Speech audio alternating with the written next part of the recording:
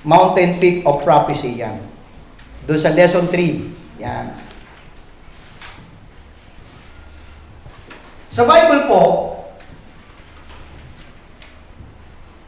mahalaga po itong bagay, itong dalawang bagay na to. Yung word na, meron pong, sa Bible, actually, halos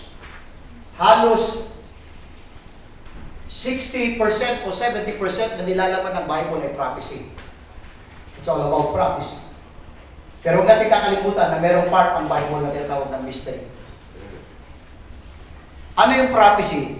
Sa Acts chapter 3, verse 21. Buksan ko natin Acts 3:21. Kasi para mabasa po natin ang buo itong verse 21. Whom the heaven must receive until the times of restitution of all things, which God hath spoken.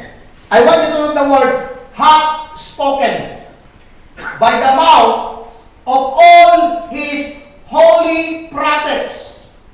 All His holy prophets since the world began. Since the world began, nireveal na ng Diyos yung mga bagay na mangyayari in the future at ginamit niya lahat ng kanyang mga propeta para ito ay kanilang sabihin. Ituro, i-preach, at naisulat sa ating mga Biblia po yung bagay na yan. Pero hindi niyo ba alam na merong bagay na portion po sa Bible natin na sabi sa Romans 16:25. Tingnan po natin. Romans chapter 16, verse 25. Romans chapter 16, verse 25. Now to Him that is of power to establish you according to the revelation. So may revelation din. Ito revelation to eh. Pero ito yung revelation na which God hath spoken. I want you to know that ito, yung revelation ng Diyos, nireveal ng Panginoon sa kanyang mga propeta at yung mga propeta, sinaysay lahat ito. Pero merong revelation si Kristo according to the revelation of the mystery which was kept secret. Since the world began. Since the world began, may dalawang bagay po na nais kong makita ninyo. Parang ganito yan. Mahalaga po yan. Since the world began, merong dalawang revelation ng Diyos. Since the world began, yung prophecy, nireveal niya. Meron yung isa, which was kept secret since the world began. Paano niya itong secret? Let's start to Ephesians 3:9.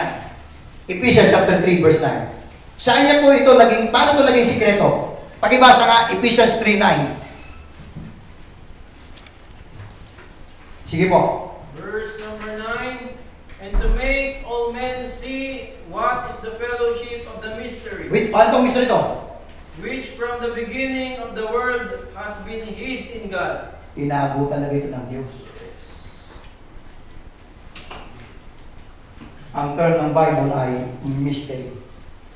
So, hindi lahat ng laman ng Bible ay prophecy. Merong mystery. Which was kept secret since the world began. Merong kept secret, merong hot spoken since the world began. Okay? So, dalawa yung programa. Alam nyo, ito po yung naging blessing sa akin. Ang ganda po ng ginawa ng Panginoon sa akin dito, sa bagay ito. Now, ano yung prophecy? Luke chapter 24. Luke chapter 24. Ang sabi po sa Luke chapter 24,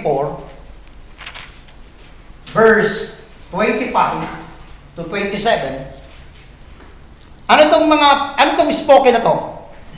Then he said unto them, of fools and slow of heart to believe all, I want you to know the word all that the prophet have spoken, of that Christ to have suffered these things and to enter into His glory. And beginning at Moses, he expounded, and all the prophets, ibig sabihin, from Genesis, beginning at Moses, from Genesis, and all the prophets, until Malachi, amen? And all the prophets, he expounded unto them in all the scriptures the things concerning himself. Na ano? Na merong Kristo na namamamatay and to enter into His glory. Yun yung pinaka total package ng prophecy. Na merong Kristo na mamamatay at babalik and to enter into His glory. Verse 44. Diba yung verse 44? Nagdagan pa natin. Yan yung laman ng prophecy. Verse 44. And he said unto them, these are the words which I spake unto you while I was yet with you, that all things must be fulfilled which were written in the law of Moses and in the prophets and in the Psalms concerning me. So, ang laman ng prophecy po, it's all about Christ, death, and yung coming glory niya. Now, kaya, yan po yung lahat ng laman ng propesya. So, prophets in the Old Testament, all that the prophets, yung kanilang sinabi, spoken, and written, na kanilang sinulat. So, tingnan natin sa timeline. Ano ito? Yung birth of Christ, yung kapanganakan ni Kristo, it was already spoken and written. Yan yung ang dami reference. Isaiah 9:6, Micah 5:2, Isaiah 7:14. Pakibasa na po, Isaiah 7:14. So it was prophesied again and again. Ang daming scriptures sa Old Testament Isaiah 7:14. Pili lang po tayo. Isaiah 7:14. Verse number 14. Therefore the Lord Himself shall give you a sign. Okay. Behold, a virgin shall conceive and bear a son, and shall call his name Emmanuel. So, Micah chapter 5, verse number 2. Somebody, Micah 5:2. Medyo mahirap hanapin yun. Sige, lalo na kung hindi kayo madalas nagbubuklat ng Bible nyo. Micah 5:2. Verse number 2. But thou, Bethlehem, Ephratah, though thou be little among the thousands of Judah, yet out of thee shall he come forth unto me, that is to be ruler in Israel, whose goings forth have been from old, from everlasting. So isipin natin yung prophecy, yung bundok ng propesya, yung birth of Christ, and then yung death of Christ. Ito po ay foretold, spoken ng mga prophets, at ito ay nakasulat. Yung kamatayan, especially yung Isaiah chapter 53, talagang halos yung buong chapter na yun ay nakapokus sa kamatayan ng ating Panginoon. Chapter 49 verse 7, at napakarami pang mga talata sa prophets po. Yung kamatayan ng ating Panginoon, and then yung Great Tribulation, Daniel chapter 12 verse number 1, Jeremiah chapter 30 verse 7, at napakarami pang mga talata sa Old Testament. Under ng Great Tribulation, yung Antichrist, sa Daniel, makikita natin yan. Okay? And then, yung wrath of God, yung coming judgment ng Panginoon sa Joel chapter 2, at marami pang mga talata. Kaya lang, which God has spoken by the mouth of all His holy prophets. Lahat ng mga propeta ng Diyos, ipinangaral ang birth of Christ, death of Christ, Great Tribulation, Second Coming, yan ay sa Zechariah chapter 14, and then millennial kingdom, millennium, and then new heaven and new earth. Yan po yung nakita po ng mga prophets. Lahat ng mga propeta, mula Genesis, actually, the first prophecy in the Bible is in Genesis 3:15. Tama? About the seed of the woman. Okay? So, lahat yan. Tanungin ko kayo, nasa tayo yan sa prophecy. Alam niyo, isa sa matibay na dahilan, bakit ako wala rito sa panahon ng Great Tribulation? Because the body of Christ is not part of the prophetic program ng Diyos. Okay? Nasaan ka dyan? Wala po tayo dyan.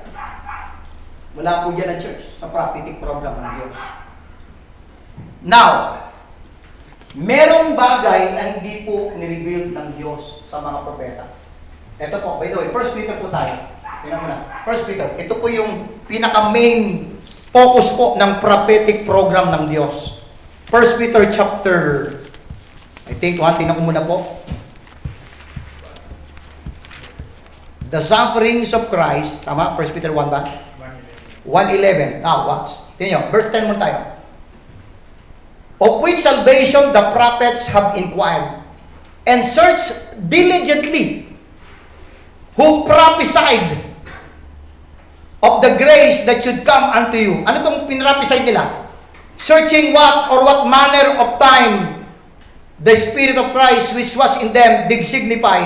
Then, when it testified beforehand, ano ibig sabihin nun? Bago nangyari, sinabi na. It testified beforehand, ano yun? The sufferings of Christ and the glory that should follow. Yan yung pinaka mountain peak of prophecy ng mga propeta.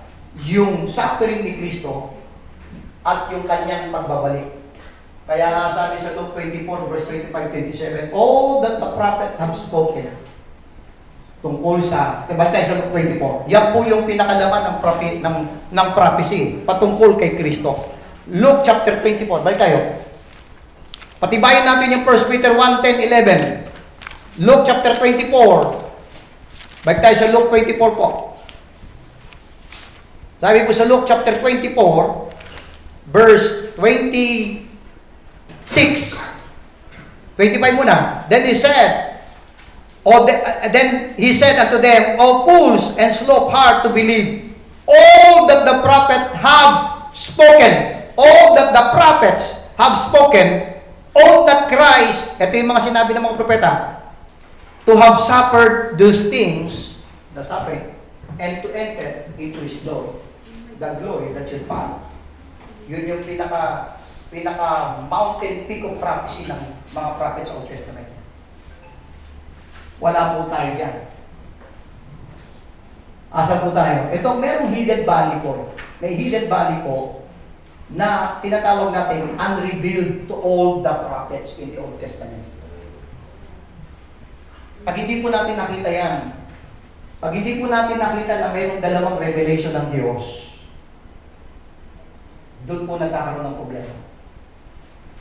At alam niyo, nung nakita ko to, ang laking blessing. Kitang-kita mo yung laman ng Biblia from Genesis 1:1 to Revelation 22. Na mayroong dalawang programa ng Diyos. Hath spoken, kept secret. Hath spoken, ano yung spoken? Birth of Christ, death of Christ, with great tribulation, second coming, millennium, new heaven, new earth. Lahat yun. Nakapromise lahat yan. Pero merong unrevealed to all the prophets in the Old Testament, and that's called the mystery, na hindi po nila nakita po yan. Ephesians chapter 3. Kanino po ito revealed? Ephesians chapter 3, verse number 3 po.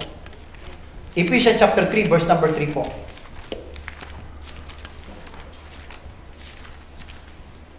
Ephesians chapter 3 and verse number 3. Verse 1 muna, para mas maganda, makita po natin yung context. For this cause, I, Paul, the prisoner of Jesus Christ, for you Gentiles, if you have heard of the dispensation of the grace of God, I want you to notice, which is given me. Ang liwanag niya, to you word, how that by revelation, He made known unto me. The mystery. Amen. So yung according to the revelation of the mystery, merong revelation ng Diyos na tinatawag na mystery, pero tinago niya. Kanino niya tinago? Dito.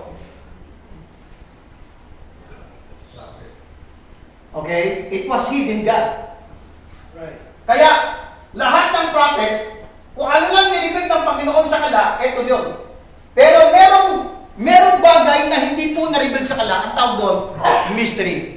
And that is, ano po yun? The body of Christ, mga kapatid. Okay? The church, the body of Christ.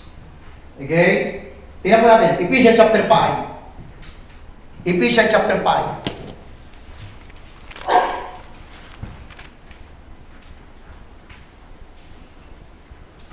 Verse 13. Ephesians chapter 5, verse 30 hanggang verse 32. For we are members of His body, of His flesh, and of His bones.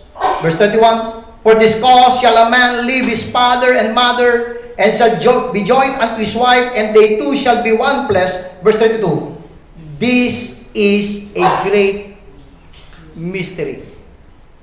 But I speak concerning Christ and the church. So merong mystery na hindi po nireveal ng Panginoon sa mga prophets. Kaya kanina, nung kayo nasan tayo din, wala po tayo yan. Wala po tayo sa prophetic program ng Diyos. Okay? Now, consistent ba ang Bible na pag sinabing mystery? Ito po yung nireveal kay Paul, Apostle Paul.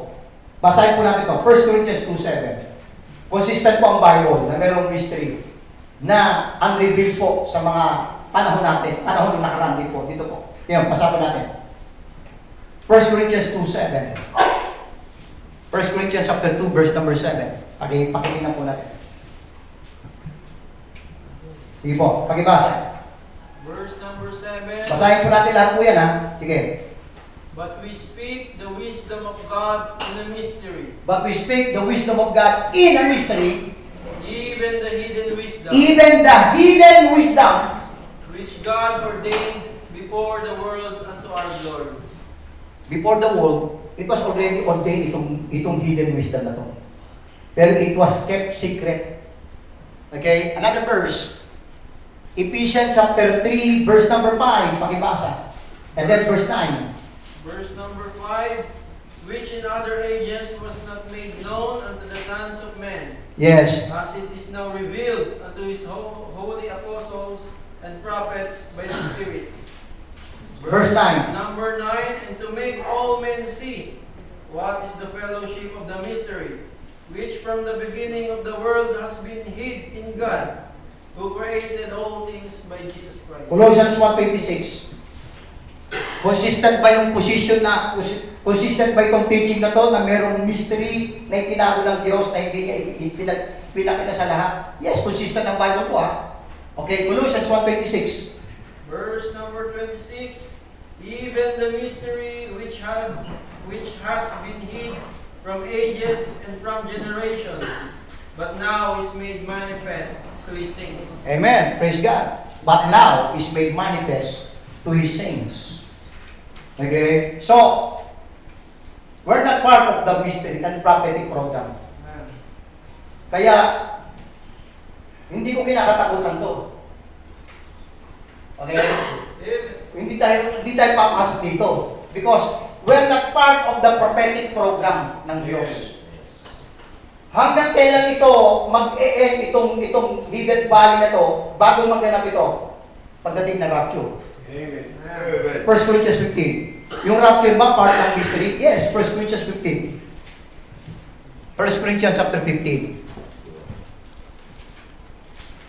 1 Corinthians chapter 15. Tingnan po, sabi sa verse, tingnan. Verse 51, babasahin ko po, tingnan. Behold, I show you a mystery. Amen? Amen. Rapture is part of the mystery program ng Diyos. Kaya kapag hahanap ka ng rapture, huwag kang tatakbo sa prophecy. Amen. Because ang rapture po is a mystery given, revealed to Paul. Yes. Saan yun? 1 Thessalonians 4 and 1 Corinthians 15. Tama ba ako? Amen. Amen. Okay? We shall all, not all sleep, but we shall all be changed in a moment. 1 Corinthians 15. I show you a mystery. We shall not all sleep. Ibig sabihin, hindi lahat ng pag dumating ito, hindi mamamatay, but we shall all be changed. Verse 52. In a moment, in a twinkling of an eye, at the last trump, for the trumpet shall sound, and the dead shall be raised incorruptible, and we shall be changed. 1 Thessalonians chapter 4. 1 Thessalonians chapter 4. Verse number 16. For the Lord Himself shall descend from heaven with a shout, with the voice of the archangel, and with the trump of God, and the dead in Christ shall rise first. Then we which are alive and remain shall be caught up together with them in the clouds to meet the Lord in the air, and so shall we ever be with the Lord. Alam niyo, inaral ko yung mga post-trib, mid-trib, at saka pre-rat. Bakit pinagpipilitan nila na ang church ay papasok sa Great Tribulation? Ano bakit? Kasi minix nila ito dito.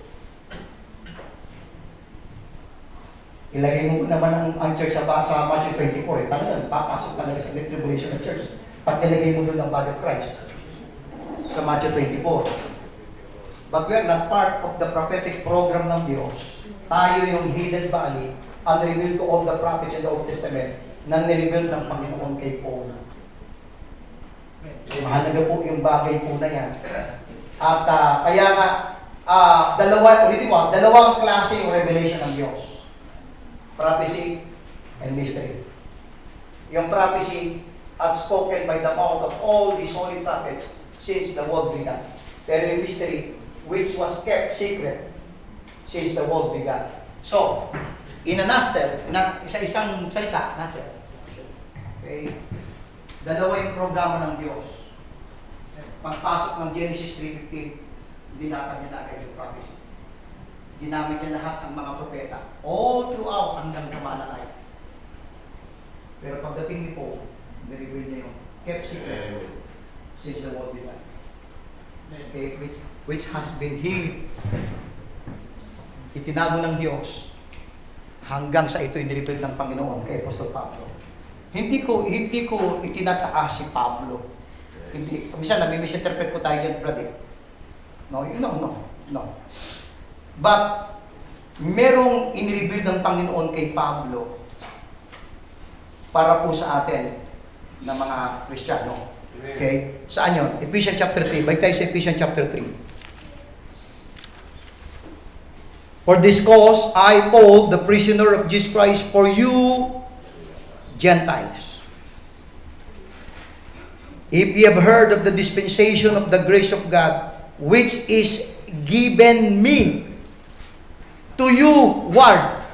So, inireveal ng Panginoon ito kay Paul, hindi para sa kanya, kundi para sa atin. To you, word. Amen.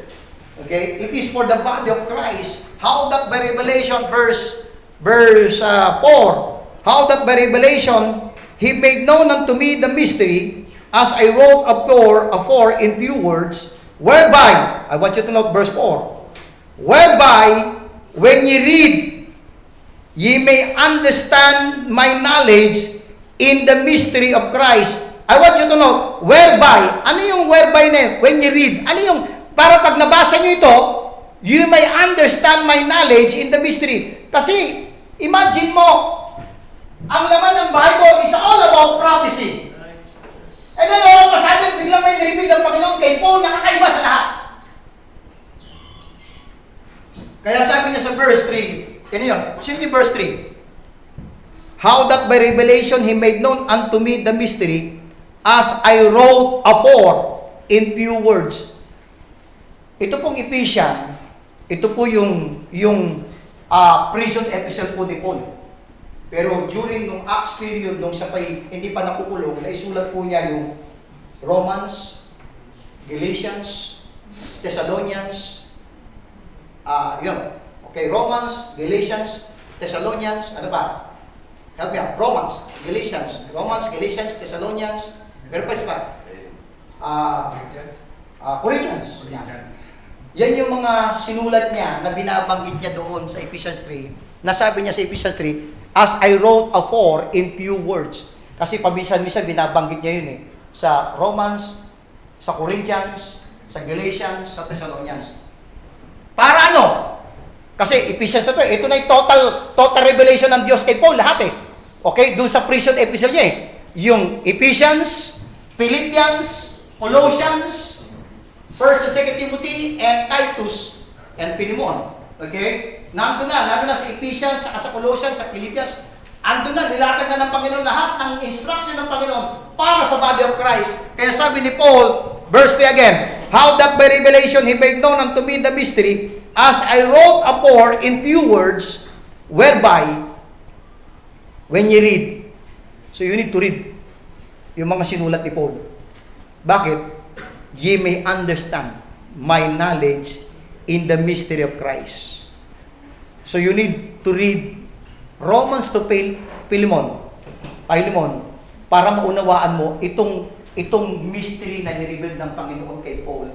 How that by revelation. Verse 5, whereby when ye read, which in other ages was not made known unto the sons of men, as it is now revealed unto his holy apostles and prophets by the Spirit. Ano yun? Tingnan nyo, verse 6. That the Gentiles should be fellow heirs and of the same body and partakers of his promise in Christ by the gospel. So, dito po, nagkaroon po ng chance ang mga Hintil at naging bahagi po ng katawan ni Kristo. At yan po yung according to the revelation of the mystery which was kept secret since the world began. So I hope, bago natin i-conclude yung pinakalas ko, siguro mag-break muna tayo, Pastor, ng 5 minutes. Okay, 5 minutes muna tayo. So yung kape-kape tayo, and then last part po, Pastor.